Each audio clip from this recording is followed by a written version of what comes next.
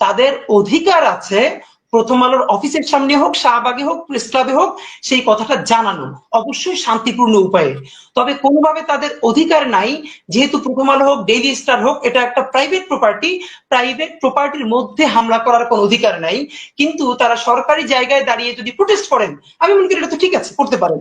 তাহলে এখানে প্রশ্ন দুইটা, গতকালকে যারা প্রথম আলোর বিরুদ্ধে প্রোটেস্ট করতে গেছেন, তারা কি প্রথম আলোর অফিসের মধ্যে হামলা করেছেন? Number one. তারা তাদের প্রাইভেট প্রপার্টিতে হামলা করেছেন? দুই। যদি তারা প্রাইভেট প্রপার্টিতে হামলা না করেন, ভিতরে কাউকে আহত না করেন, তাহলে শান্তিপূর্ণ অবস্থান যদি নেন, তাহলে এটুকুন তো আমরা টলারেট করবোই, এবং করা উচিত।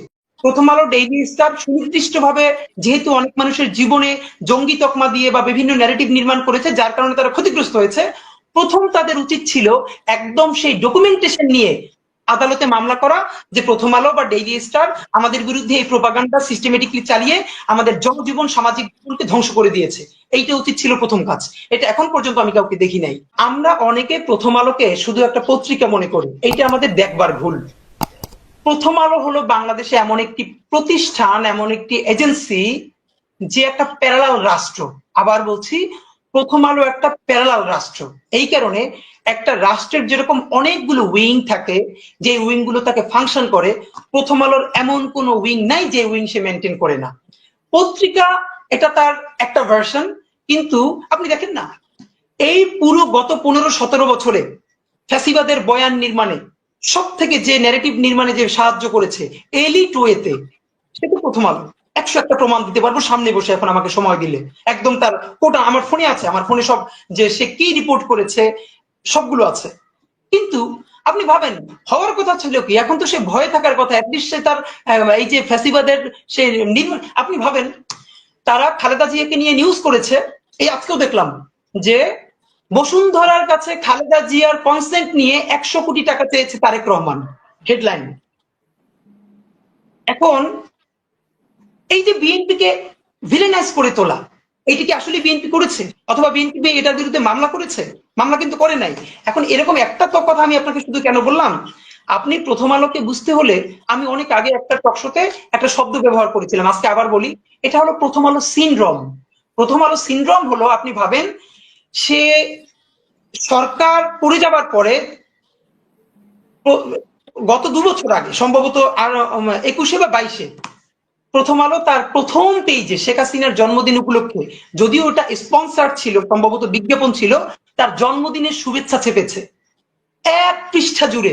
এইটা কি কোনোদিন আপনি বুঝাতে পারবেন এটা যদি খালেদা জিয়ার হইতো, তো এটা সে ছাপতো? এটা তার একটা ব্যাখ্যা দাঁড় করায়, এটা নিয়ে আমরা কথা বলবো না। দেখেন, সে কি ছাপবে কি ছাপবে না, সে কাকে ভালো বলবে কাকে ভালো বলবে বলবে না, এইটা নিয়ে আমাদের কোনো কথা থাকতে পারে না। কারণ প্রত্যেকটা মিডিয়া এজেন্সি নিজস্ব ন্যারেটিভ থাকে এবং তার স্বাধীনতা আছে, কি বল, কিন্তু তার যেটা স্বাধীনতা নাই, একজন নিরপরাধী মানুষকে জঙ্গি বলে তার জীবনকে শেষ করে দেয়ার।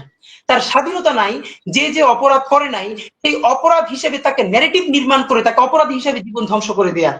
প্রথম আলো কোন নিউজ কাভার করবে, কোন নিউজ কাভার করবে এটা নিয়ে আমার কোনো কথা বলার থাকতে পারে না, কারণ এটা তার প্রাইভেট পলিসি, যে তার পলিসি নিজের মতো নির্মাণ করবে। কিন্তু আমার কথা হলো, যে জঙ্গিবাদে সংশ্লিষ্ট ছিল না, আপনি তাকে জঙ্গি বলে বলে বলে বলে বলে বলে একটা ঘটনা আজকে বলে এখানে আমি শেষ করি, শুধু একটা। আমাকে গতকালকে শাপলা চত্বরে শহীদ হয়েছেন বুয়েটের শিক্ষার্থী রিহান, তাকে নিয়ে পরশু বুয়েটের সিএসসি ডিপার্টমেন্টে শোক সভা এবং দোয়া মাহফিল হয়েছে, সেখানে আমি ছিলাম। তার বোন এখন নর্থ সাউথের টিচার। আমাকে তার বোন গতকাল রাতে 2টো লিঙ্ক পাঠিয়েছেন প্রথম আলো। সেটা হলো 2013-তে শাপলা চত্বরে যে শহীদ রেহান মারা গেলেন, মানে শহীদ হলেন, তাকে হত্যা করা হলো, সেই সময় প্রথম আলো কি নিউজ করেছে সেই লিঙ্কটা। আর গতকালকে তার মা এবং তার বোন ইন্টারন্যাশনাল যে নতুন ট্রাইব্যুনাল গঠিত হয়েছে এই করার জন্য, সেখানে তারা নালিশ নিয়ে গেছে এইটার বিচারের জন্য, সেইটাও তারা নিউজ করেছে।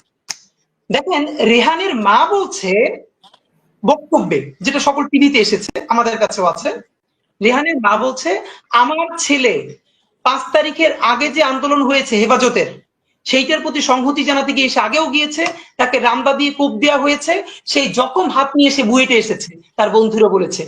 5 তারিখ এই জনতার আন্দোলনে অংশগ্রহণ করতে গিয়ে তারপরে সে আবার হত্যাকাণ্ডের শিকার হয়েছে। একবারও সে বলে নাই যে আমার ছেলে এই আন্দোলন দেখতে গিয়েছিল, সে অ্যাডভেঞ্চারাস ছিল, সে মারামারি দেখতে গিয়েছিল, তারপরে মারা গিয়েছিল। সে বলেছে আমার ছেলে এই আন্দোলনের প্রথম থেকে ছিল, তারপরে সে আবার আন্দোলনে গেছে এবং সে শহীদ হয়েছে। 2013 তারিখের 6 মে প্রথম আলো নিউজ করেছে, যেহেতু এটা বুয়েটের ব্যাপার, এটা যদি লেখে বুয়েটের কেউ আন্দোলনে শরিক হয় তাহলে খুবই এলিটপনা নষ্ট হয়ে যায়, সুশীলপনা শাহবাগীপনা। প্রথম আলো নিউজ করেছে, তার মা নাকি বলেছে যে আমার ছেলে খুবই অ্যাডভেঞ্চার প্রিয়, তাই সে সেখানে দেখতে গেছে যে ওখানে মারামারিটা কি হচ্ছে, এরপরে সে গুলি লেগে নিহত হয়েছে।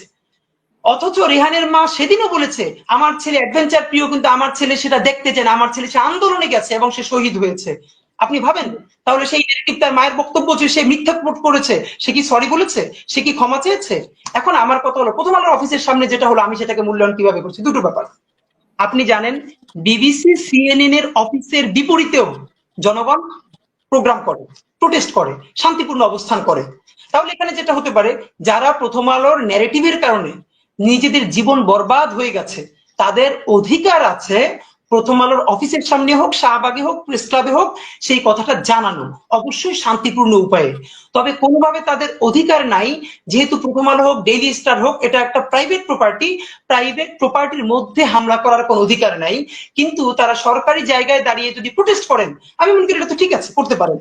তাহলে এখানে প্রশ্ন দুইটা, গতকালকে যারা প্রথম আলোর বিরুদ্ধে প্রোটেস্ট করতে গেছেন, তারা কি প্রথম আলোর অফিসের মধ্যে হামলা করেছেন?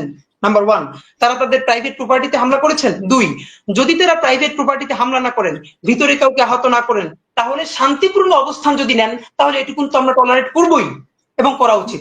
ওকে, সন্ধ্যা পর্যন্ত তারা সেখানে ছিলেন, তাহলে প্রশ্ন হলো এমন কি ঘটলো সন্ধ্যার পরে সেখানে পুলিশ ফায়ার ওপেন করতে হলো? আপনারা জানেন সচিবালয় ভেঙে সচিবালয়ের মধ্যে মানুষ চলে যাচ্ছে, সেখানে পুলিশ ফায়ার ওপেন করছে না। যমুনায় যেখানে ডক্টর ইউনূস থাকেন, সেখানে আন্দোলন করে পারলে যমুনায় চলে যাচ্ছে, সেখানে টিয়ারশেল নিক্ষেপ করা হচ্ছে না। প্রথম আলোর অফিসের সামনে যদি তারা ভিতরে, আমি আবারও বলছি, যদি তারা কারো আক্রমণ করে থাকে, পার্সোনাল প্রপার্টিতে হামলা করে থাকে, এটা নিন্দনীয়, তাকে গ্রেফতার করতে হবে।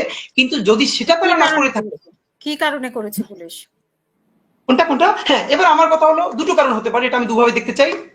একটা হলো সরকার চাপে পড়েছে যে মিডিয়ার সামনে এরকম কেন হচ্ছে। নাম্বার দুই, আমি বরং এভাবেও দেখতে চাই এই উস্কানির মধ্যে প্রথম আলো নিজেই অংশগ্রহণ করতে পারে। কারণ গতকালকে হামলা করলে পরে এরপরে সারা দেশে প্রথম আলোর বিরুদ্ধে আরো একটা আন্দোলন তৈরি হবে এবং সে একটা মব তৈরি হবে। মব তৈরি হবার পরে ইচ্ছায় হোক অনিচ্ছায় হোক, প্রথম আলোর অফিস যদি কোনোভাবে ক্ষতিগ্রস্ত হয়, প্রথম আলোর জন্য সহজ হবে এই ন্যারেটিভ নির্মাণ করা যে এই মৌলবাদী, উগ্রবাদী, জঙ্গি গোষ্ঠী প্রথম আলোর অফিসে হামলা করেছে এবং দেখেন মিডিয়ার কোনো স্বাধীনতা নাই। তো বাংলাদেশের মুশকিল হলো, এই জন্য আমরা দুটো কথা বলতে চাই। এবং এর আরেকটা যেটা হচ্ছে, দেখেন আফসোসের ব্যাপার, এই যে যারা আন্দোলনে গেছে এদের মধ্যে একজন মানুষ খুঁজে পাচ্ছে না যারা প্রথম আলো কিন্তু মামলা করছে।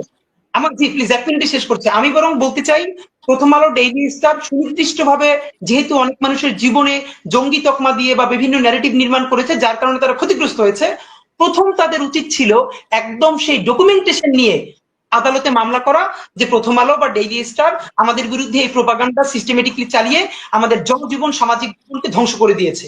এইটা উচিত ছিল প্রথম কাজ, এটা এখন পর্যন্ত আমি কাউকে দেখি নাই। দ্বিতীয় কাজ, তাদের প্রোটেস্ট অব্যাহত থাকা শান্তিপূর্ণভাবে দরকার। যারা প্রোটেস্ট করছেন এখানে শান্তি শৃঙ্খলা বজায় রাখা তাদেরই দায়িত্ব। এবং আমি আইন শৃঙ্খলা বাহিনীর মধ্যে যেটা ব্যাপার, তারা যদি একটা জায়গাকে কর্ডন করে দেয় যে ভাই তোমরা এখানে থেকে সারাদিন চিল্লাপাল্লা করো, কথাবার্তা করো, কোনো সমস্যা নাই, তোমরা অফিসে কিন্তু কোনোভাবে ইন করতে পারবে না, তাহলে আন্দোলন করতে করতে তারা এমনিতেই টায়ার্ড হয়ে যাবে। তাহলে হলো কি, প্রথম আলোর ব্যাপারে তারা প্রোটেস্ট করতে পারলো, প্রথম আলো সিকিউর থাকলো এবং সরকারও সিকিউর থাকলো, তো ওপেন ফায়ার ওপেন করতে হবে কেন? আমি তো মনে করতেছি যে এটাও এক ধরনের উস্কানি, যে ফায়ার ওপেন করা এবং আরো বৃহত্তর মব তৈরি করা। এবং সর্বশেষ আমি যেটা বলতে চাই, দেখেন একজন ইতিমধ্যে বলেছেন যে মিডিয়া পলিসি নাকি পরিবর্তন করা যায় না। ভাই, বাংলাদেশের কোন পলিসিতে আছে খুনি হাসিনা, ফ্যাসিস্ট হাসিনা এরকম ছেড়ে পালিয়ে যাবে? ভাই, পলিসির জন্য মানুষ না, মানুষ এবং রাষ্ট্রের জন্য পলিসি। সুতরাং যে পলিসি মানুষকে হত্যা করার ন্যারেটিভ নির্মাণে সহায়তা করে, সেই পলিসি বদলে দেয়াই হলো নতুন বাংলাদেশের, ইনসাফের বাংলাদেশের জনগণের অভিপ্রায়। সেটি তো করতে না পারলে জনপ্রতিরোধের শিকার হবে যারা নিজেদের। এবং আমি আবারও বলি, কেউ যদি ইচ্ছে করে অনিচ্ছা করে এই কাজ করে, সে জনতার কাছে ক্ষমা চাইবে, তাহলে তো হয়ে যায়। ধন্যবাদ।